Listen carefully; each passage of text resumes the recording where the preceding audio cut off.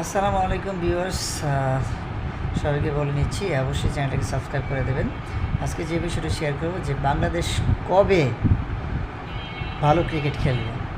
আজ থেকে 15 বছর 20 বছর আগে যখন আমরা ক্রিকেট খেলা দেখতাম তখনও এতটা খারাপ বাংলাদেশ খেলতো না, কিন্তু বর্তমানে এতটাই খারাপ খেলছে বলার বাইরে।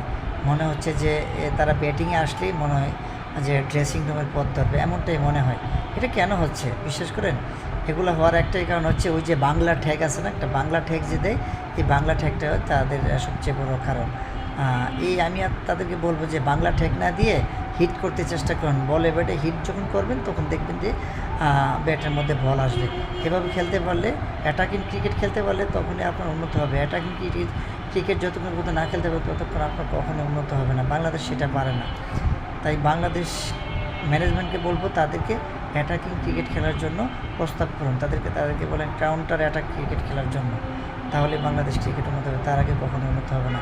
এই জন্য বাংলাদেশ ক্রিকেট খেলা দেখতেও এখন ভালো লাগে না, খুব বিরক্তি মনে হয়।